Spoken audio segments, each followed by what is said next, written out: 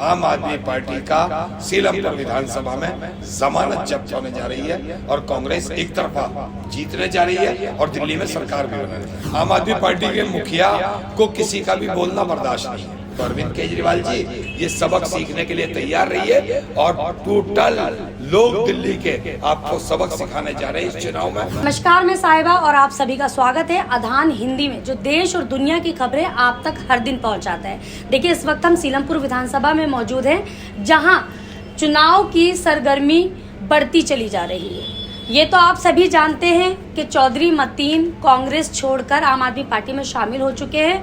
अब अब्दुल रहमान आम आदमी पार्टी छोड़कर कांग्रेस में शामिल हो चुके हैं। चलिए उन्हीं से बात करते हैं कि किस तरह की तैयारियां हैं और क्या क्या आगे की उनकी तैयारियां हैं, कि वो आगे चुनाव जीतने के बाद लोगों के लिए क्या क्या उनकी योजनाएं हैं, उनके लिए क्या क्या कर सकते हैं वो। सर, सबसे पहले तो आपको मुबारकबाद कि आप कांग्रेस में शामिल हो गए हैं, लेकिन विपक्ष आपको घेरा हुआ है, लगातार आरोप लगा रहा है आप पर कि आप पहले आम आदमी पार्टी में थे तो आप काम नहीं कर पाए, अब आप कांग्रेस पार्टी में आ गए हैं, तो क्या आप जनता के लिए काम कर पाएंगे? देखिए, 100% आपको इतना सा जवाब दे दूं, आरटीआई लगाइए। आप मीडिया बंधु हैं, आपसे बेहतर कोई नहीं जान सकता। आरटीआई का दौर है। जो आरोप लगा रहे हैं वो 5 बार विधायक रहे हैं इस विधानसभा में। उनके 5 बार का लगाया हुआ फंड और मेरा 2 साल का लगाया हुआ फंड उनसे ज्यादा ही निकलेगा। तो काम की तो बात इतनी सी रही। अपने मियाँ मिट्ठू बनना, अपने मुंह मियाँ मिट्ठू कोई भी बन लेता, उसमें कोई दिक्कत की बात नहीं है। लेकिन कागजों पर आप उनसे कहिए अपना 5 बार का फंड बता दीजिए कितना खर्च किया, मैं 2 साल का आपको निकाल के दे दूंगा, उनसे ज्यादा निकलेगा। सर, वो तो कह रहे हैं कि आम आदमी पार्टी ही सीलमपुर विधानसभा में जीतेगी, चाहे कोई भी खड़ा हो जाए। दरअसल मैं बेचारा, आप एक बात समझ लीजिए कि आप एक जस्टिस पार्टी बनी, आप उसका कैंडिडेट खड़ा कर दीजिए, वो क्या कहेगा? वो ये कहेगा मैं हारूंगा, वो ये कहेगा नहीं मैं जीतूंगा। लेकिन वो भूल रहे हैं कि दंगों के बाद और कोरोना के बाद और जब से मरकज पर ताला लगा और मौलाना साहब पे मुकदमा हुआ, इन सब के बाद आम आदमी पार्टी से मुसलमान पूरी तरह से एक तरफ हो गया और उसने बराबर कांग्रेस को वोट किया है। दोनों बाई इलेक्शन देख लीजिए, मैं चुनाव जीता, मैंने कॉरपोरेशन की सीट छोड़ी, तो आम आदमी पार्टी के कैंडिडेट को 5000 वोट मिले और कांग्रेस के कैंडिडेट को 20000 वोट मिले। दूसरा चुनाव हुआ, उसमें कांग्रेस के कैंडिडेट को 22000 वोट मिले, आम आदमी के कैंडिडेट को 5000 वोट मिले। तीसरा चुनाव लोकसभा का होके गया, तो उसमें 90000 से ज्यादा वोट कांग्रेस के कैंडिडेट को मिले और 53000 से ज्यादा वोटों से कांग्रेस इस विधानसभा को जीत के गई है।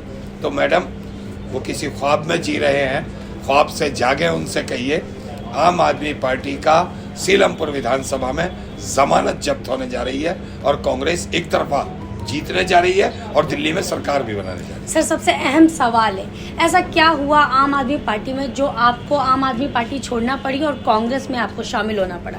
मैडम, मुझे आम आदमी पार्टी नहीं छोड़नी पड़ी। आम आदमी पार्टी के मुखिया को किसी का भी बोलना बर्दाश्त नहीं है। मेरी विधानसभा में एक स्कूल था जिसका नाम गांधी कोएड है। वो स्कूल 5 साल से टूटा पड़ा है। उसमें 4000 से ज्यादा बच्चे थे जिनको स्थानांतरित किया गया। 26 करोड़ रुपए की लागत से मैंने उसका टेंडर कराया। स्थानांतरित करके बच्चों को पीली बिल्डिंग स्कूल में भेजा गया। जब बच्चे वहां पहुंचे तो बच्चे 1500 रह गए और 36 पेड़ थे वहां। उन पेड़ों को स्थानांतरित करना वो नहीं हो सका, टेंडर लैप्स कर गया। मैंने 5 बार विधानसभा में ये सवाल उठाया है कि आम आदमी पार्टी की सरकार जगह जगह ढिंढोरा पीटती है शिक्षा को लेकर के, और मेरी विधानसभा का स्कूल बद से बदतर हो चुका है और बच्चों की पढ़ाई का नुकसान हो रहा है। आज उस स्कूल में 500 बच्चे बचे मात्र। तो ये बात उनको गवारा नहीं थी, नागवार गुजरती थी कि सरकार के खिलाफ बोलता है। मैंने उनसे कहा कि पूरी डिस्ट्रिक्ट में, नॉर्थ ईस्ट डिस्ट्रिक्ट में एकमात्र हॉस्पिटल है जिसका नाम जगप्रवेश चंद है। हमने लोगों से वादा किया था, ना वहाँ MRI मशीन है, ना सिटी स्कैन मशीन है, ना वहाँ वेंटिलेटर है, ना वहाँ अल्ट्रासाउंड हो पाता है, बहुत दिक्कतें हैं। वो भी उन्हें नागवार गुजरता था। खैर से हमने मेहनत की, 268 बेड बढ़वाए और बढ़वाने की बात हो गई, सारी तैयारियां हो गई, तो उन्होंने ठीक रहा LG के सर पे फोड़ दिया कि LG साहब ये काम नहीं होने दे रहे हैं। अरे भैया, जब आपके काम एलजी साहब नहीं होने देते, जब आपको हर काम को एलजी साहब रोक देते हैं, सेंट्रल गवर्नमेंट रोक देती है, तो क्या फायदा आपका सरकार में आने का और क्या फायदा आपका सरकार बनाने का? क्योंकि आप कल भी अगर सरकार में भूले से भी आ गए तो आप कुछ कर नहीं पाओगे। फिर आप 365 में से 300 दिन रोते रहोगे, सड़कों पर लड़ते रहोगे और जनता को बहकाते रहोगे कि हमें एलजी काम नहीं करने दे रहे, हमें सेंट्रल गवर्नमेंट काम नहीं करने दे रही। सर एक सवाल और है मेरा, 2121 रुपए की जो ये योजना कल लागू हुई है, इसका चुनाव पर क्या असर पड़ने वाला है सर? देखिए मैडम, अब जनता बहकावे में आने वाली नहीं है। आप समझ लीजिए, अगर ऑटो वालों ने एक मुश्त वोट करके 2015 में सरकार बनाई थी, 2015 में सरकार बना दी तो उनको कुछ देना चाहिए था। तब से लेकर आज तक 2025 आ गया, आपने 1 रुपए की कोई स्कीम नहीं दी। सर 10,000 रुपए मिले तो? सर मैडम, ये जो अब स्कीम उनके लिए लेकर के आए, तब से क्यों नहीं दी? 10,000 रुपए से खरीदोगे किसी को? ये स्कीम क्यों नहीं दी उनको? तब से भी दे सकते थे। आपकी सरकार मुसलसल रही। अगर माँ बहनों का इतना ख्याल था, आपकी 2 साल से ज्यादा हो गए सरकार बने हुए पंजाब में, आपने ऐलान किया था 1,000 रुपए हर महिला को देंगे। बताओ किसी एक महिला को आपने आज तक दिए? सर कहा तो उन्होंने, जादू सर की कहा छड़ी है तो, वो। दिए किसको है? साबित करिए ना।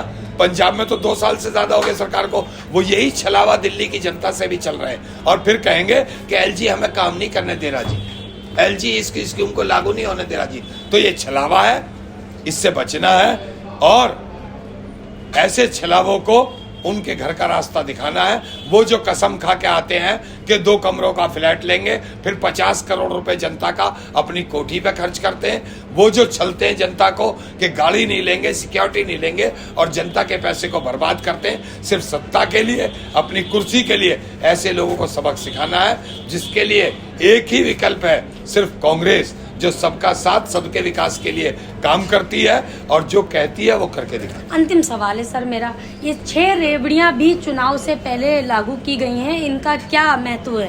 क्योंकि आप आम आदमी पार्टी में पहले थे तो आपको भले भांति पता होगा कि ये 6 रेवड़ियां हैं क्या। देखिए, मुझे तो इतना पता है, मैं जिस समुदाय से आता हूँ उस समुदाय को 6 रेवड़ियां जरूर दी हैं अरविंद केजरीवाल ने। पहली रेवड़ी दी है हमें कि जब यहाँ दिल्ली में दंगा हुआ तो कोई खैरो खबर ना लेना, बल्कि मुंह में दही जमा लेना।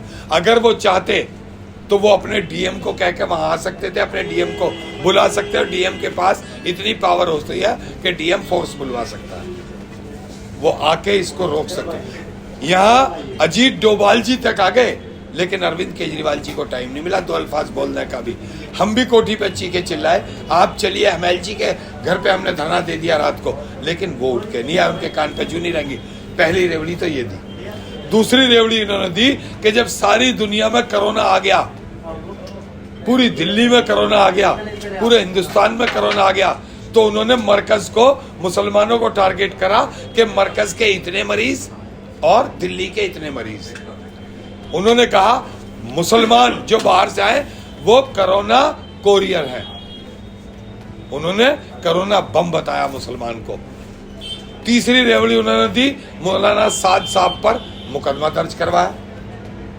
चौथी रेवड़ी उन्होंने हमें दी कि उन्होंने कहा कि मुसलमान तो हमें वोट ही नहीं करता, मुसलमान तो भाजपा के डर से हमें वोट देता है।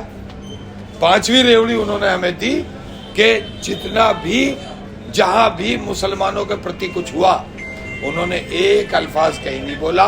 बल्कि आप देख लीजिए, जब ताहिर हुसैन पर मुकदमा लगा, पुलिस ने उसको अरेस्ट किया, वो मुलजिम बनाया गया, मुजरिम नहीं बना।